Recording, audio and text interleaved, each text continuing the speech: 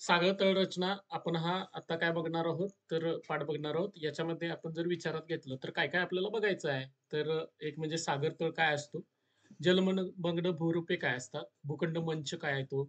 त्यानंतर आपल्याला खंडांतर उतार, सागरी मैदान, महासागर बेटे, सागरी पठार, सागरी डोह, सागरी गर्ता बरेचसे जे आपल्याला भूभागावरती जे काही चढ-उतार बघायला मिळतात. जसं बघा भूभागावरती सुद्धा आपल्याला काय बघायला मिळतं? डोंगर बघायला मिळतो. तसं पाण्यात सुद्धा डोंगर आहेत.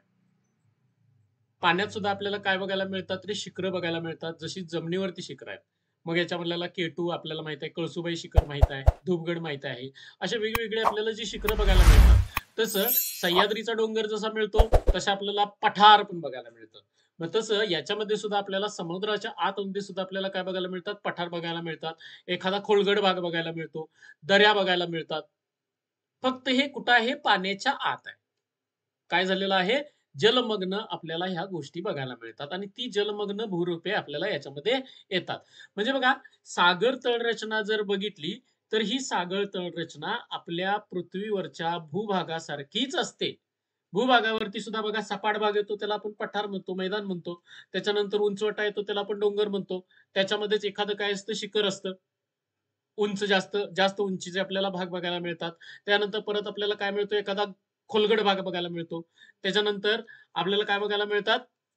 अ, जसा खोलगट भाग येतो, तशा पद्धतीनं आपल्याला काय बघायला मिळतं? जसं आता सागर तळामध्ये आपल्याला जे उंच शिखर येतात, ती शिखरं जर समुद्राच्या बाहेर आली असतील, तर त्याला आपण बेटं म्हणतो. चारी बाजूनं पाणी व्यापलेलं असतं म्हणून त्याला बेटं म्हणतो. तसंच ती आतल्या बाजूला पूर्णपणे एखाद्या पर्वत रांगा, पर्वताची शिखरं, त्याच्यानंतर एकदम खोल दरी वगैरे अशा गोष्टी बघायला मिळत असतात. आणि तीच भूरूपं आपल्याला पाण्यात सुद्धा बघायला मिळतात. त्यांनाच आपण जलमग्न भूरूपे असं म्हणतो. काय म्हणतो? जलमग्न भूरूपे. मग आपल्याला बघा आता इथे याच्यामध्ये काय आहे? तर पहिली गोष्ट म्हणजेच काय? जलावरण. काय गरज आपल्याला बघायची आहे? जलावरण. आता बघा, याच्यामध्ये जर तुम्ही बघितलं पृथ्वीच्या क्षेत्रफळाच्या पाण्याने व्यापलेला भाग म्हणजेच काय असतो? जलावरण. पाण्यानं व्यापलेल्या भागाला जलावरण म्हणतात आणि जिथं आपण जमिनीनं व्यापलेलं आहे त्याला आपण भूआवरण म्हणू शकतो किंवा भूकवच म्हणतो. त्याच्यानंतर बघा त्याला आपण भूपट्ट म्हणतो. त्याच्यानंतर त्याला काय म्हटलं जातात? खंड म्हटलं जातात. अशा बऱ्याचशा गोष्टी आपण 7 खंड आपले आहेत. आपल्याला या पद्धतीचे खंड बघायला मिळतात. पृथ्वीचं जवळ किती 71% भूपृष्ठ पाण्याने व्यापलेले आहे. बघा म्हणजेच म्हणून पृथ्वीला जलग्रह असेही म्हणतात. दुसरं नाव काय? जलग्रह. म्हणजेच आपल्याला बघा पृथ्वीवरती जवळ-जवळ 71% पाणी आहे. मग 71% जर पाणी असेल, तर आपल्याला फक्त 29% काय आहे? जमीन आहे. बघा 29% जमीन आहे आणि ह्या 29% जमिनीवरती आपण राहतोय. बघा, म्हणजेच मानवी किंवा प्राण्याचा अधिवास जो आपल्याला बघायला मिळतो, तो कितीवरती आहे? 29% वरती. हां, जलचर प्राणी आहेत ते पाण्यामध्ये राहतायत. म्हणजे बघा, खूप मोठा भाग आहे तो पाण्यानं व्यापलेला आहे आणि खूप छोटा भाग आहे तो कशानं व्यापलेला आहे? जमिनीनं आणि त्या छोट्या भागावरती आपण राहतोय. म्हणजे बघा, याच्यामध्ये म्हणून आपल्याला पृथ्वीला काय म्हटलं जातं रे? जलग्रह असे म्हटलं जातं. सरोवर, नद्या, त्यानंतर खाड्या, समुद्र, महासागर अशा जलावरणाची अनेक रूपे आपल्याला बघायला मिळतात. म्हणजे आपल्याला जर विचारात घेतलं नदी आहे, त्याच्यानंतर आपण काय म्हणतो सरोवर आहेत. सरोवर आहेत. त्यानंतर आपण आता खाडी ही काय झालं नदीचंच एक रूप आहे. त्याच्यानंतर आपण काय बघतो म्हणजेच समुद्र, महासागर अशा आपल्याला काही गोष्टी बघायला मिळतात. मग आता हे सागरतळ कसं आहे? तर जलपृष्ठाखाली ही जमीनच असते. काय असते? जमीनच असते. परंतु ती पाण्याखाली गेलेली आहे. कशाखाली गेलेली आहे? पाण्याखाली. म्हणजे सागर महासागराखाली ही जमीनच आहे. मात्र ती जमीन समपातळीत नसते. ती सुद्धा जमीन समपातळीत नाही. आता पृथ्वीवरती सुद्धा जर बघितलं तर जमीन समपातळीत आहे का? नाही. वेगवेगळं खड्डं वरती, खाली अशा आपल्याला गोष्टी बघायला मिळतात. आता उदाहरणार्थ जर बघितलं, सह्याद्रीचा आपल्या इकडला भाग बघितला तर तो कमी उताराचा आहे. परंतु कोकणाकडल्या साईडला जर बघितला तर तो कसा आहे? जास्त उताराचा आहे. आहे ना? म्हणून बघा आपल्याला फोंडा घाटातनं खाली जाताना खूप अशी वळणं आहेत. आहेत ना? बघा गेलाय ना फोंडा घाटातनं खाली? तर फोंडा घाटातनं खाली तुम्हाला जास्त खोल दिसतं. आपल्या इकडल्या भागात तेवढं खोल दिसतंय का बघा? नाही दिसत. कारण का आपल्या इकडला भाग थोडासा उथळ आहे. म्हणजे जर तुम्ही बघितलं, तर तो भाग कसा आहे बघा. आपल्या इकडनं जर गेलो आपण, तर आपल्या इकडनं असा तो चढ लागत जातो. आणि इथं जातो आपण हा सह्याद्रीच्या घाटमाथ्यावर येतो. आणि इथून आहे ना सह्याद्री असा जातो खाली. आणि हे इकडं मग असं गेलं, मग हे आपलं कोकण आहे. लक्षात येते का? कोकण किनारपट्टी ही जी अशी आहे आणि त्यामुळे बघा सह्याद्रीचा हा जो भाग आहे तो तुम्हाला एवढा असा उंच दिसतो आणि इकडल्या साईडला तेवढा उंच नाही दिसत. का? कारण का इकडलं मग मग तुमचे इथं हे घाट येतात असे. इकडे घाट बघायला मिळतात. लक्षात येते का कशा पद्धतीचा आहे? आणि मग इकडल्या साईडला हा समुद्र आहे. इकडल्या साईडला आपला समुद्र आहे. मग इकडे ते तुमचे गणपतपुळे वगैरे या सगळ्या गोष्टी आपल्याला या भागामध्ये बघायला मिळतात. म्हणजे बघा हा जो भाग आहे, हा आपला महाराष्ट्र पठार आहे.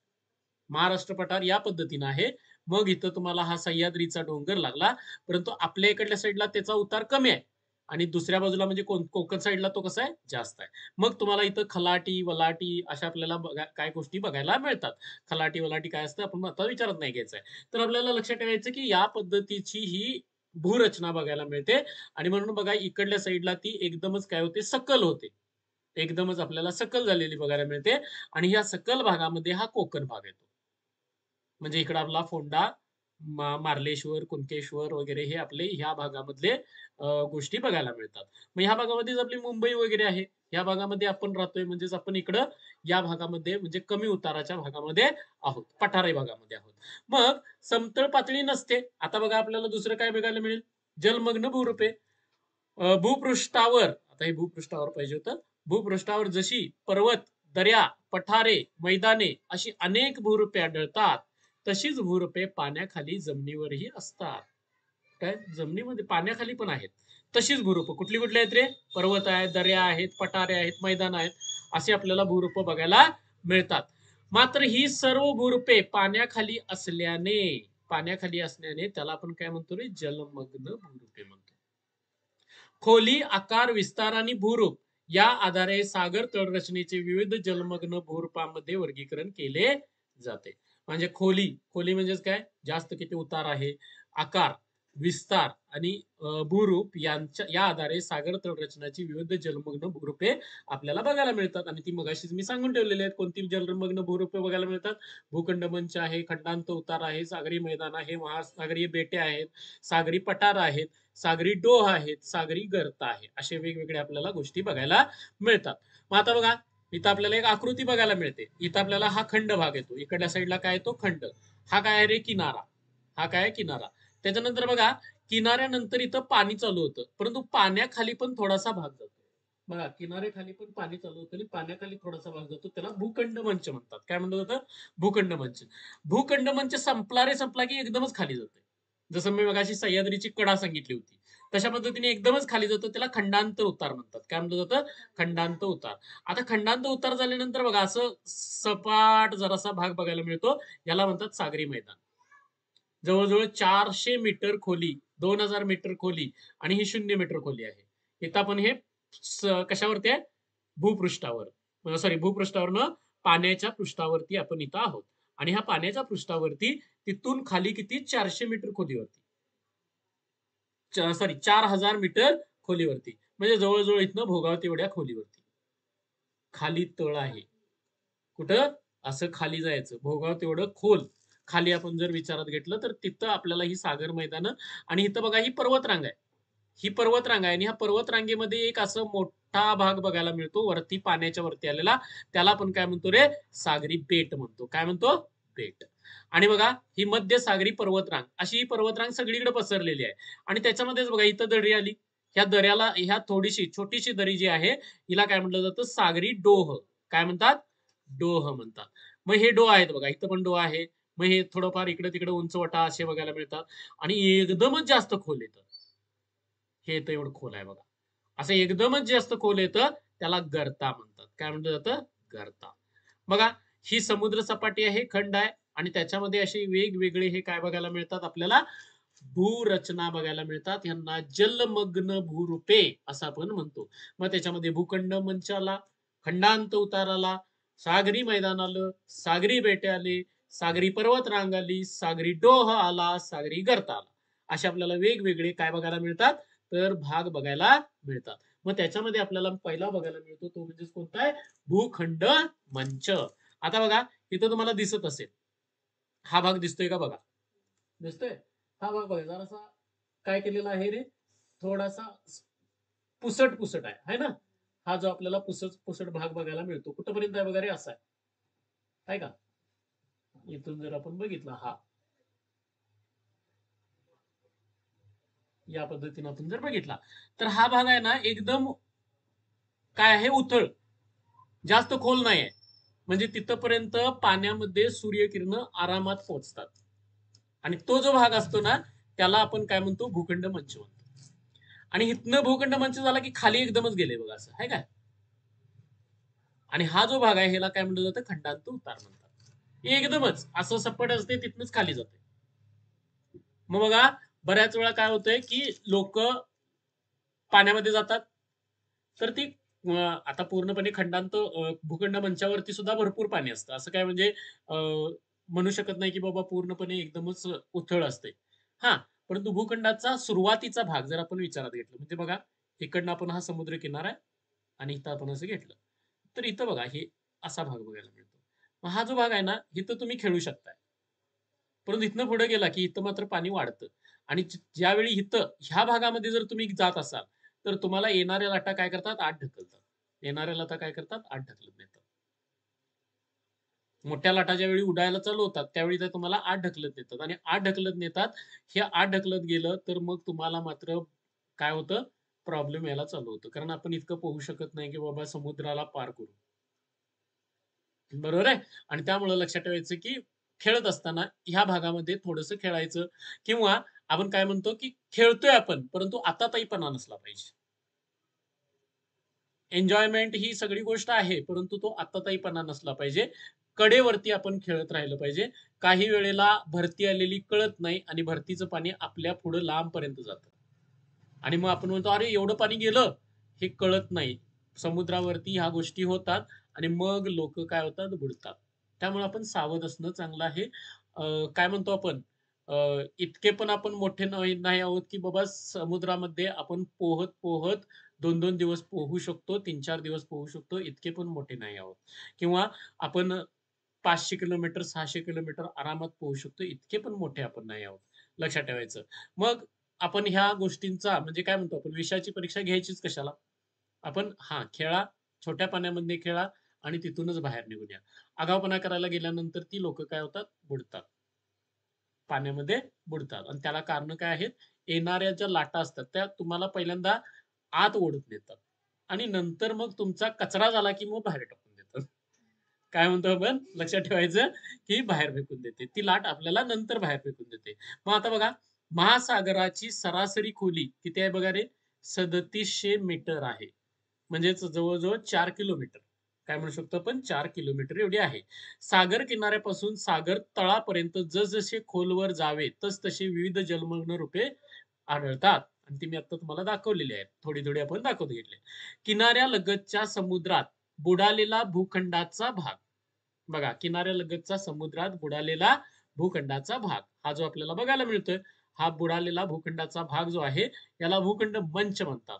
याला समुद्रबुड जमीन असेही म्हणतात. काय म्हटलं जातं? समुद्रबुड जमीन असं पण म्हणतात. मग भूखंड मंचाची खोली समुद्र सपाटीपासून 200 मीटर पर्यंत असते. 200 मीटर. ही खोली किती असू शकते? 200 मीटर पर्यंत असू शकते.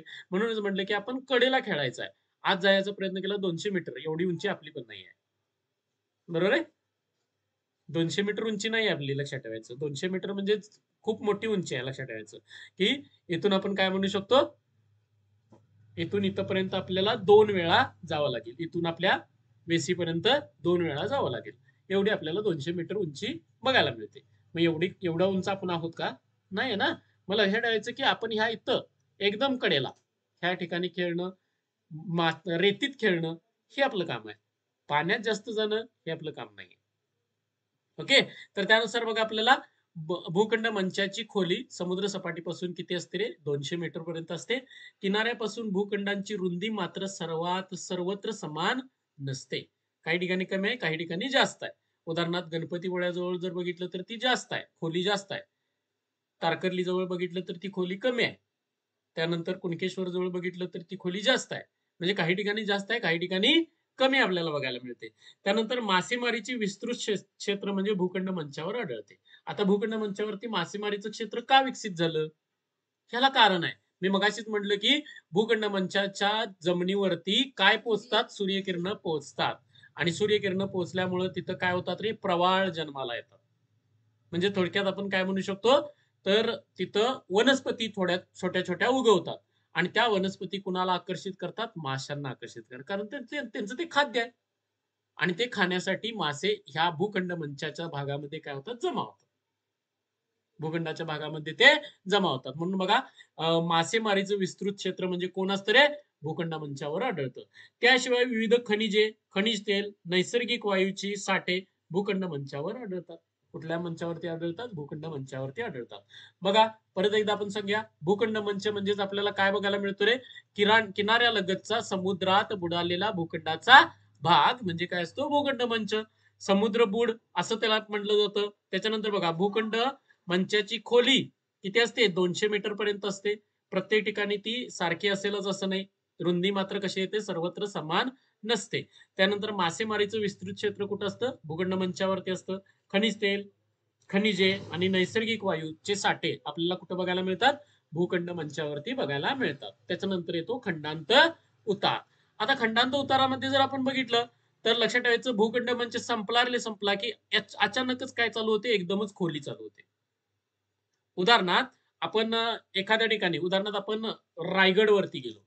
तर रायगडवरती भरपूर जागा अशी रिकामी आहे ना, एकदम आणि तुम्ही जर त्याच्या कडेला गेला तर एकदम असं खोल दिसतं. बरोबर आहे? एकदम कडेला गेला तर एकदमच खोल दिसतं. तसा भाग आपल्याला कुठे बघायला मिळतो? भूखंड मंच संपला की एकदमच असं खोल होतं. आणि ती जवळ-जवळ किती हे इथं खोली किती असते रे? 200 मीटर पर्यंतची असते. इथं एकदमच ती कुठे जाते? 3000 मीटर पर्यंत जाते. किती हजार मीटर पर्यंत? 3000 म्हणजे जवळ-जवळ 3 किलोमीटर जाते. 3000 मीटर पर्यंत ही खोली जाते. आता इथं बघा 3600 मीटर पर्यंत ती खोली जाते. 200 मीटर ते 3600 मीटर पर्यंत खंडांत उताराची खोली असते. बघा भूखंड मंचाच्या समुद्राकडील तीव्र उतार म्हणजेच काय? खंडांत उतार. बघा भूखंड मंच संपला की एकदमच असा तीव्र उतार चालू होतो. जसं मी मगाशी काय म्हटलं होतं रे? आपण आपल्या इकडनं जर गेलो तर तीव्र उतार नाहीये. एकदम साधा उतार आहे. परंतु तुम्ही कुठे गेला? अ, आपल्या दाजीपूर जवळ गेला, की तिथनं पुढे फोंडा घाट चालू होतो. माहिती आहे ना? आता फोंडा घाटात मात्र तुम्हाला एकदमच असा तीव्र उतार बघायला मिळतो. आणि हा जसा तीव्र उतार असतो तसाच भूखंड मंच संपल्यानंतर एकदमच असा खाली तीव्र उतार बघायला मिळतो. त्याला आपण खंडांत उतार म्हणतो आणि त्याची उंची बघा कुठपर्यंत जाते? 3600 मीटर पर्यंत जाते.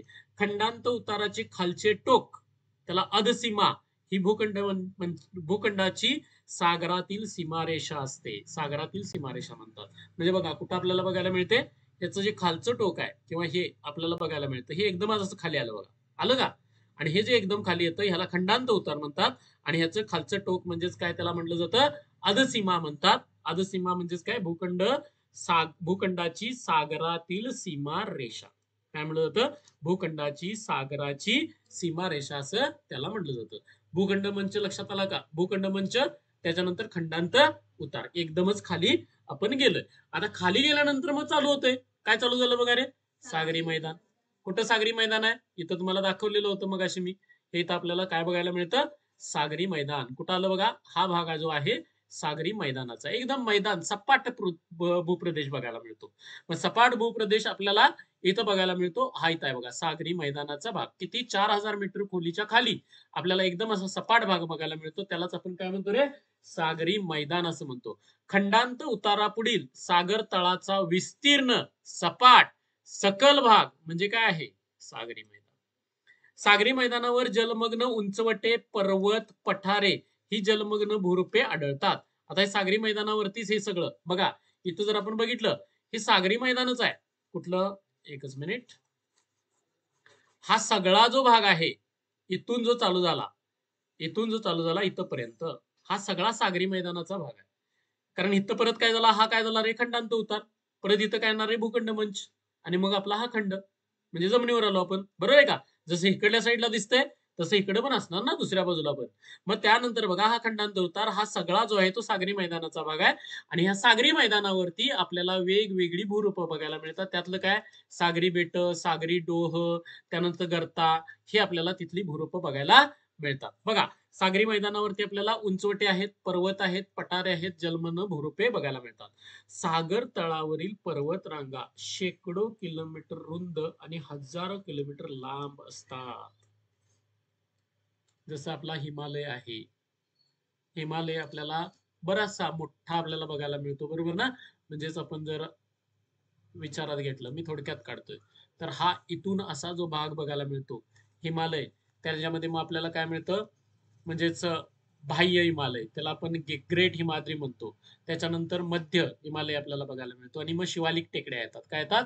शिवालिक टेकड्या. असा हा आपला काय मिळतो, तर म्हणजेच बृहद्द हिमालय, मध्य हिमालय आणि काय बघायला मिळतो, शिवालिक टेकड्यांचा भाग बघायला मिळतो.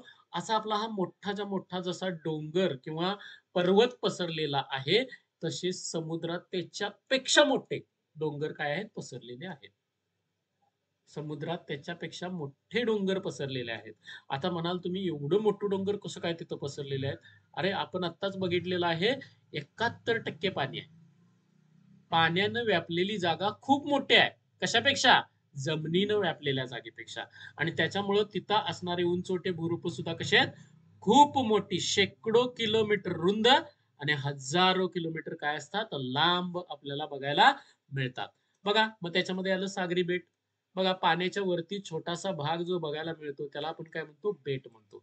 मग आपल्याकडं आपल्या जवळ असणारी बेट कोणती आहेत रे? सगळ्यात मोठं बेट आपल्या जवळ असणारं कोणतं आहे? श्रीलंका.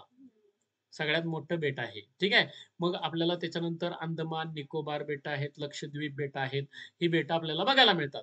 जलमग्न पर्वत रांगांची काही शिखरे सागर पृष्ठावर म्हणजे पाण्यावर आलेली दिसतात. है ना? इथं पाण्याच्या वर आलंय, इथं पाणी आहे आणि हे पाण्याच्या वर आलंय, म्हणून त्यांना सागरी बेटे किंवा महासागरी बेटे म्हणतात. अटलांटिक महासागरातील आइसलँड, बंगालच्या उपसागरातील अंदमान निकोबार बेटे ही सागरी बेटं आपल्याला बघायला मिळतात. ठीक आहे. लक्षद्वीप वगैरे ही सुद्धा बेटं आहेत. त्याच्यानंतर बघा आपल्याला मिळतं सागरी पठार. काही सागरी उंचवट्यांचे वट्यांचे असं म्हणायला पाहिजे, माथे सपाट व विस्तृत असतात. काही उंचवटे आहेत, म्हणजे जमिनीखाली काही उंचवटे बघायला मिळतात आणि त्यांचे माथे जे असतात ना, ते असे सपाट येतात एकदमच. उदाहरणार्थ आपल्या इथं जवळ आहे कास पठार. अचानकच येते आणि एकदमच सपाट आहे. त्यानंतर तुम्ही आणि बघितलेलं आहे महाबळेश्वरती टेबल पॉइंट. बघितलेत का? एकदमच उंच तर आहे आणि एकदमच सपाट आहे. मग त्यावेळी त्या भागाला काय म्हटलं जातं? सागरी पठार म्हणतात. सागरी पठारे म्हणतात. हिंदी महासागरामध्ये छगोस पठार हे सागरी पठार आहे. कुठलं पठार आहे बघा? छागोसचे पठार आपल्याला बघायला मिळतं. ते छागोस पठार ते म्हणजेच कोणतं आपल्याला बघायला मिळतं? तर सागरी पठार बघायला मिळतं. बघा सागरी पठार म्हणजेच काय? काही सागरी उंचवट्यांचे माथे सपाट येतात. उंचवटा तर आहे, एकदम अशी उंची असते, परंतु एकदमच काय होतं, असं सपाट बघायला मिळतं आणि त्याला आपण काय म्हणतो? सागरी पठार असं म्हणतो. बघा त्याच्यानंतर आपल्याला पुढला जो भाग बघायला मिळतो सागरी डोह. कमी खोलीवरील अरुंद व तीव्र उताराचे विवर सदृश्य जलमग्न भूरूप. भूरूप काय बघायला मिळतं? भूरूप म्हणजे, अरे मांजे झालंय, म्हणजे म्हणजे सागरी डोह होय. म्हणजे बघा इथं हा सागरी डोह बघायला मिळतो आपल्याला. अचानक असं तीव्र असं खोलगट भाग बघायला मिळतो. कमी खोलीवरील अरुंद तीव्र उताराचे विवर सदृश्य. विवर म्हणजेच काय रे? उदाहरणार्थ आपण आयऱ्यानी गोट्यानी खेळताना काय करतो रे? डबरा पडतोय काय? पडतोय ना? तर तसा डबरा ना मधीच पडलेला बघायला मिळतो आपल्याला. आणि तो मधीच एक विवर सदृश्य आपण जो डबरा पाडलेला असतो, खळगा पाडलेला असतो. उदाहरणार्थ बघा हे इथं आहे. हे अचानकच इथं खोल डबरा पडलेला आहे. ह्याच्यावरती अचानक इथं असा डबरा बघायला मिळतो. याला म्हणतात काय? सागरी डोह. याला काय म्हणायचा? सागरी डोह असं म्हटलं जातं. त्याच्यानंतर बघा आपल्याला सागरी गर्ता. बघा सागरी गर्ता जर बघितला, आता इथं एक तुम्हाला गोष्ट दिसते. समुद्र सपाटीपासून हे जे टोक आहे हे माउंट एव्हरेस्टचं टोक आहे. कुठलं आहे? Mount Everest. आणि माउंट एव्हरेस्टची उंची 8,848 मीटर आहे. किती? 8,848 मीटर उंच. जगातलं सगळ्यात उंच शिखर माउंट एव्हरेस्ट. जगातलं सर्वात उंच शिखर कुठलं? जमिनीवरचं. कुठलं आहे ते? जमिनीवरचं. सगळ्यात उंच शिखर आहे. आणि मरियाना गर्ता जो आहे ना खाली, गर्ता, आता गर्ता कुठं आहे बघा रे? परत आपण जरासं वरती येऊया म्हणजे तुम्हाला गर्ता लक्षात येईल. हे बघा इथं हे आहे का असं पाण्याच्या खाली इथं एकदमच असा खाली अरुंद भाग बघायला मिळतोय. लक्षात आहे इकडं? इथं आपल्याला बघायला मिळतोय खाली एकदमच असा अरुंद भाग बघायला मिळतो. याला मरियाना गर्ता म्हटलं जातं. ह्या मरियाना गर्तेची खोली किती आहे माहितीये का? कुठे गेलं ते? हा, मरियाना गर्ताची खोली किती आहे? 11,034 मीटर. म्हणजे जेवढी माउंट एव्हरेस्टची उंची नाही त्याच्यापेक्षा जवळजवळ 3,000 मीटर उंच कोण आहे रे? खोल कोण आहे? तर तो गर्ता आहे. मरियाना गर्ता म्हणतात त्याला. काय म्हणलं जातं? मरियाना. बघा, हजारो मीटर पर्यंत जास्त खोलीचे अरुंद तीव्र उताराचे लांबवर पसरलेले विकास सदृश्य जलमग्न भूरूप म्हणजेच काय? सागरी गर्ता. अरे गर्दा झालं, हा, गर्ता. त्यानंतर बघा, 11,034 मीटर खोलीचा पॅसिफिक महासागरातील मरियाना गर्ता ही जगातील सर्वात खोल सागरी गर्ता आहे. सगळ्यात खोल सागरी गर्त्याची उंची किती आहे किंवा खोली, आपण उंची म्हणणार नाही, आता त्याला खोली म्हणणार. खाली आहे ना ते, जमिनीत आहे. मग त्यानुसार आपल्याला काय मिळतं? 11,034 मीटर. महासागराच्या मधोमध असलेल्या जलमग्न पर्वत व सागरी गर्ता हे भूगर्भशास्त्र दृष्ट्या सक्रिय भाग असून हे क्षेत्र संवेदनशील, इथं काय पाहिजे? संवेदनशील भूकंप प्रवण क्षेत्र असते. कोणतं? संवेदनशील भूकंप प्रवण क्षेत्र कोणतं आहे? तर गर्त्याचे भाग आपल्याला बघायला मिळतात. सागळ तळावर होणाऱ्या भूकंप व ज्वालामुखी उद्रेकांमुळे किनारी प्रदेशात सुनामी निर्माण होण्याचा धोका असतो. माहित आहे, भूकंप हा जर पाण्यात झाला, समुद्रात जर भूकंप झाला तर 100% काय येऊ शकतात? सुनामी येऊ शकतात. सुनामी येण्याचं कारणच कोण असतं? सागरी गर्ते, सॉरी, समुद्रातील भूकंप असतात. ओके. त्यानंतर मग सागरी अवसाद काय मिळतात आपल्याला? सागरी अवसाद. सागरी अवसाद म्हणजेच काय रे? साठलेल्या गोष्टी. मग आता बघा, संपूर्ण सागर तळावर वेगवेगळ्या ठिकाणी वेगवेगळ्या स्वरूपाचे संचयन कार्यही होताना दिसते. संचयन कारण म्हणजेच काय रे? साठतंय. हे इथं आता साठलेलं आहे. हे सगळं साठून इथं अवसाद तयार झालेले असतात. भूखंड मंचावर होणाऱ्या संचयनास सागरी अवसाद असे म्हणतात. आता हे कुठं होतंय सांगा? भूखंड मंचावरती होणारे हे संचयन, त्याला सागरी अवसाद म्हणतात. अवसादाच्या संचयातून स्तरित खडकांची निर्मिती होते. स्तरित खडक म्हणजेच काय रे? स्तरावर स्तर. एका थरावर दुसरा थर, दुसऱ्या थरावर तिसरा थर. म्हणून बघा, जमीन उकरत असताना काही वेळेला तुम्हाला थर दिसतात.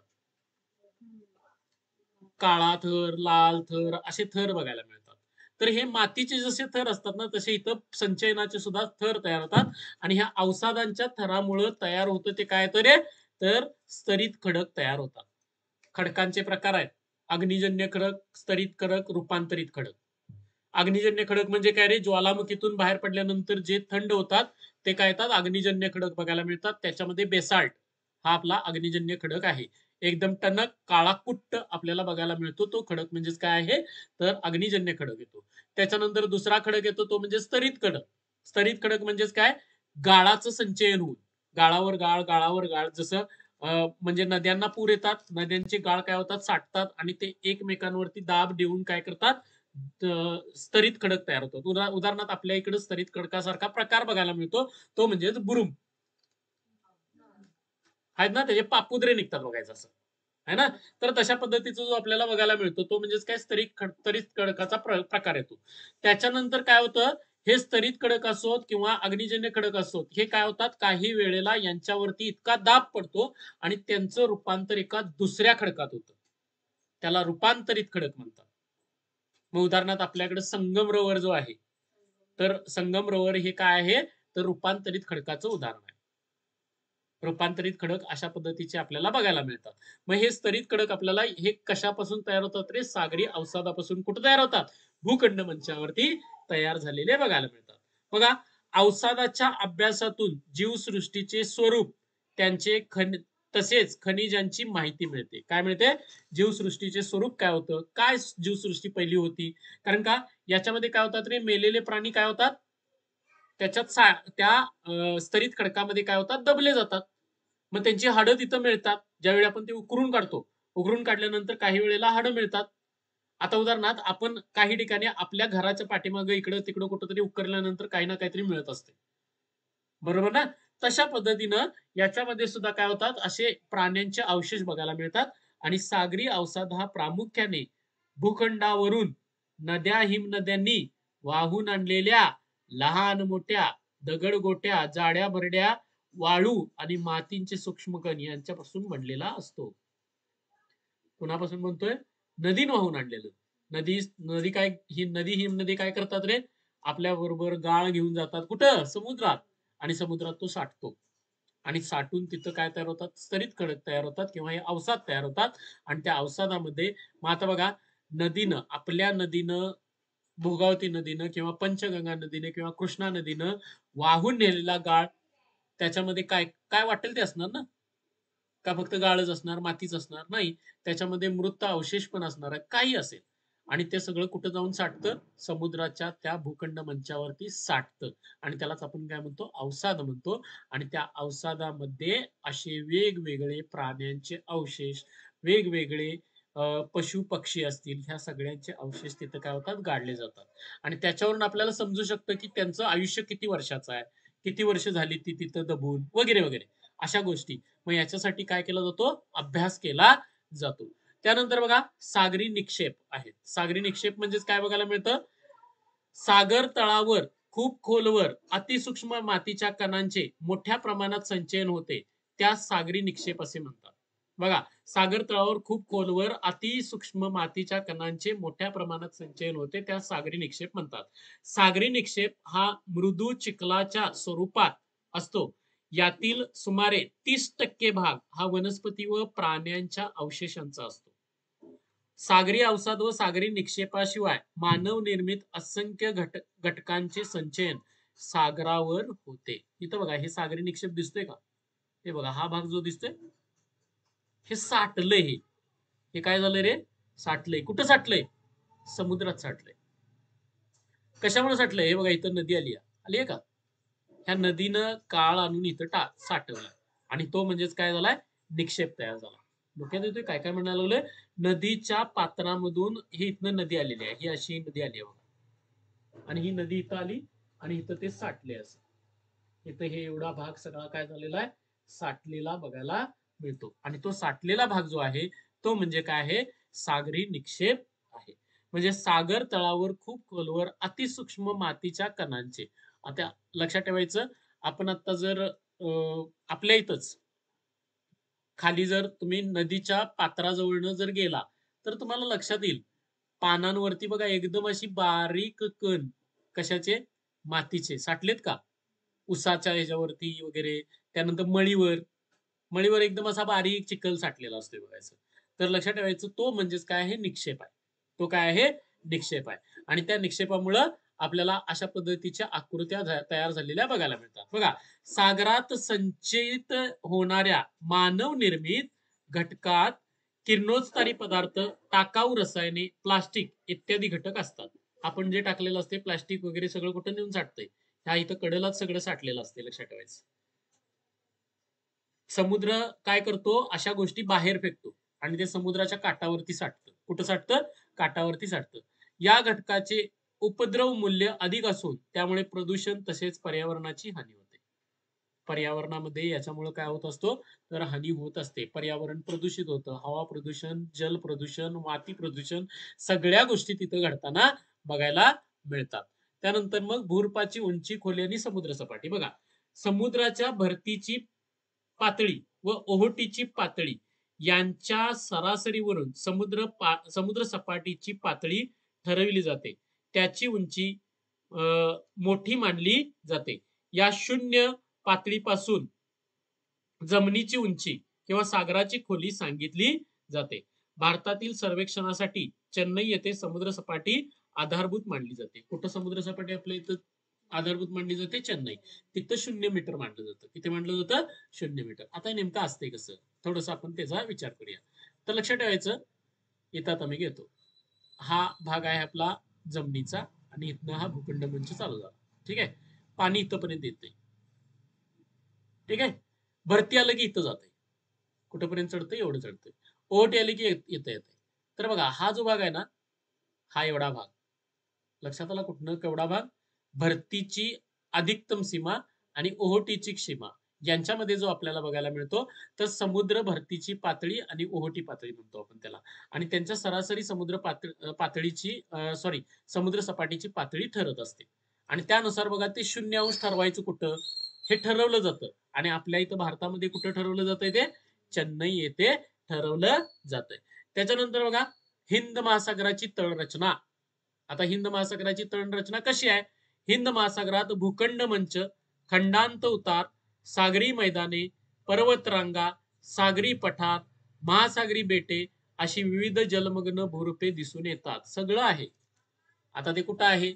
तर लक्षात ठेवायचं, बंगालच्या उपसागरातील भूखंड मंच विस्तृत असून ते क्षेत्र मासेमारीसाठी सर्वात जास्त उपयुक्त आहे.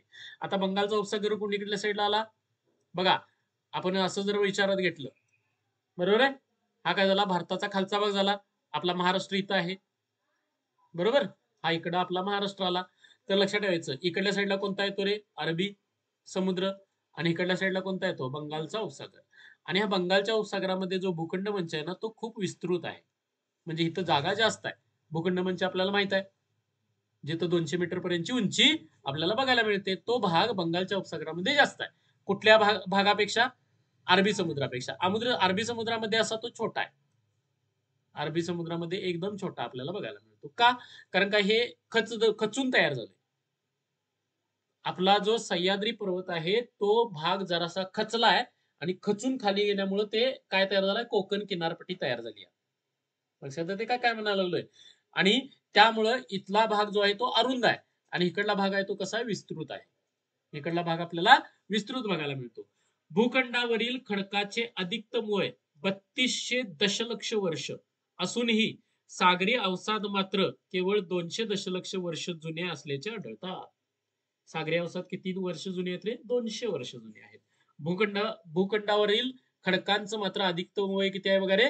3200 वर्ष आपल्याला बघायला मिळतं. आणि बघा, हे जर आपण बघितलं तर इथं आपल्याला बघायला मिळेल. बघा, हे इथं दिसतोय हा? हा भारत आहे बघा इथं. आहे का हा? मग हा भाग कसला रे? हा भाग कसला? अरबी समुद्राचा भाग आहे. अरबी. त्यानंतर हा भाग कसला? बंगालचा उपसागर. बंगाल उपसागर. उपसागर. हा भाग कसला? हिंदी महासागर. ओके. मग आता बघा ह्याच्यामध्ये ना हे तुम्हाला दिसतंय इथं काय काय तरी दिसते असं. हे बघा हे दिसतंय हे. ह्या वळ्या दिसतात अशा. ह्या इथं वळ्या दिसतात का? हे काय आहेत रे? पर्वत आहेत. कुठं आहेत हे?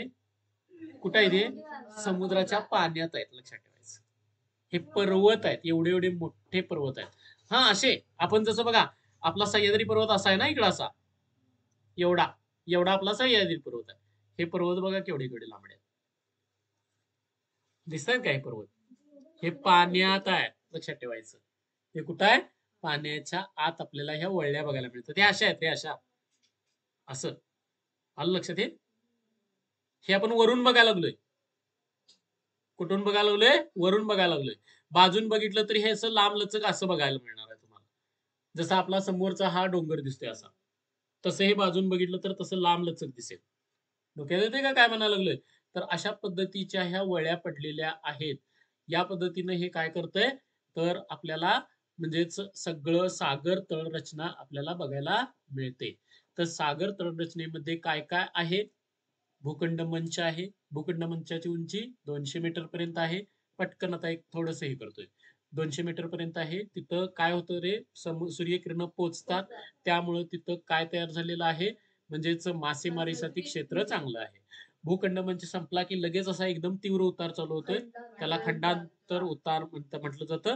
त्याची शेवटची जी अधसीमा बघायला मिळते. तिथनं पुढे काय चालू होतं रे? सागरी मैदान. सागरी मैदानावरती आपल्याला पर्वतरांगा बघायला मिळतात. ह्या पर्वतरांगा आहेत. आणि ह्या पर्वतरांगांवरती काय होतात रे? असे उंच शिखरं बाहेर पडलेले असतात. बारीक, बारीक, बारीक. त्यांना आपण काय म्हणतो? सागरी बेटं म्हणतो. आणि अचानकच एक तीव्र, तीव्र असे खड्डे बघायला मिळतात. त्याला आपण काय म्हणतो? डोह. सागरी डोह म्हणतो. आणि एकदमच खाली असं अरुंद अशी तीव्र अशा आपल्याला उतार बघायला मिळतात. त्याला गर्ता म्हणतात. मरियाना गर्ता 11,034 मीटर खोलीचा आपल्याला बघायला मिळतो. अशी वेगवेगळी भूरप. मग पठार आहे.